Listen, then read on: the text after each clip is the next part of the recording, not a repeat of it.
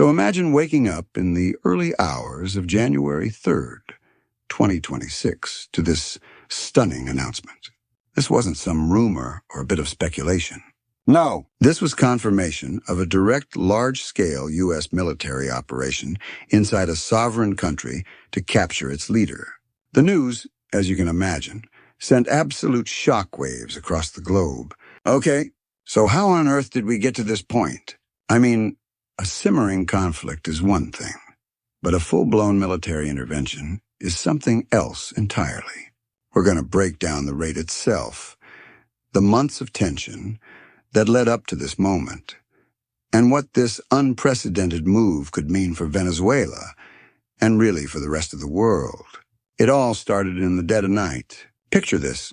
It's about 2 a.m, local time, and explosions start rocking northern Venezuela, right around the capital, Caracas. For 3 straight hours, it was just total chaos and confusion. And then just after 5 a.m., the official word drops from the U.S. president himself. Nicolás Maduro was in American custody. So this is the huge question, right? How did we actually get here? Look, tensions between the U.S. and Venezuela are nothing new. We all know that. But a military raid to physically capture a head of state, that is a whole different level of escalation. Let's trace back the steps that got us to this point. You know, the build-up to this wasn't exactly quiet. It really kicked off back in August of 2025 with a pretty big U.S. military presence building up in the Caribbean. But it escalated. And it escalated fast under what they called Operation Southern Spear. We're talking about going from striking alleged drug boats to parking an entire aircraft carrier strike group in the region. By December, things got even more serious. The U.S. essentially set up a naval quarantine, basically a blockade, and started seizing oil tankers, cutting off one of the country's main sources of income. So what was the official justification from Washington for getting this aggressive? Well, it all boiled down to one key phrase: narco-terrorism. And this wasn't something they just pulled out of thin air. It goes back to a 2020 federal indictment in New York and the more recent move to label Venezuelan gangs as foreign terrorist organizations. The U.S. was basically alleging that Maduro wasn't just ignoring drug trafficking. He was actively using it as a weapon against America. And this is where the U.S. really laid out its case. They weren't just talking about general corruption. No. They were painting a picture of Maduro as the personal leader of a drug cartel. They accused him of stealing the 2024 election and using violent gangs to export chaos. So in their eyes, he wasn't just a political opponent.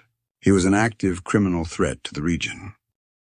Okay, so we've got the why from the U.S. perspective. Now let's get into the how.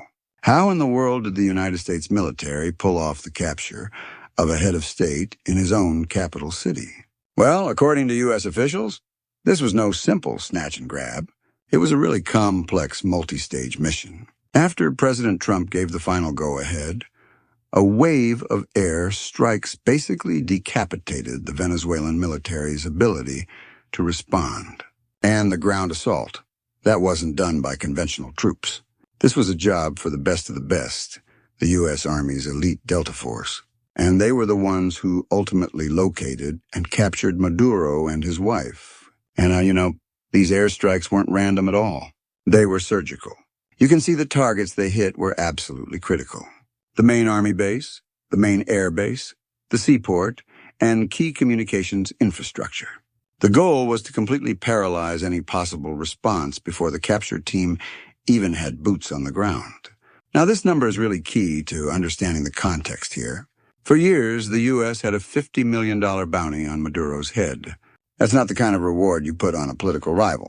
That's the kind of money you reserve for top terrorists or drug kingpins. It really underscored his status in Washington's eyes, a wanted fugitive. So what about the human cost? President Trump reported that while a helicopter was hit, no American lives were lost. Some service members were injured. But on the Venezuelan side, it's a complete information vacuum. Officials there have talked about innocent victims, but so far, they haven't provided any concrete numbers at all. An operation this dramatic was never going to happen in a bubble. Within just hours of the news breaking, The world's reaction was swift. It was loud, and it was deeply, deeply fractured. You could see the geopolitical fault lines appear almost instantly. On one side, you have Venezuela's traditional allies and major powers like Russia and China, all condemning the action. On the other, a much smaller group of nations, like Argentina and Kosovo, quickly came out in support of the U.S. position. The condemnation from Latin America was particularly strong, and not just from staunch Maduro allies. Brazil's President Lula called it an affront to sovereignty and a dangerous precedent, and that really captures a widespread fear in the region about U.S. intervention. But the reaction was not uniform, not by a long shot. In a stark contrast, you had Argentina's President Javier Milei, a huge critic of Maduro, who basically posted a celebratory message online declaring, "Liberty advances, viva la libertad carajo," which roughly translates to "long live liberty, damn it." He was cheering the raid on as a victory for freedom. And then, of course, you have the response from global powers.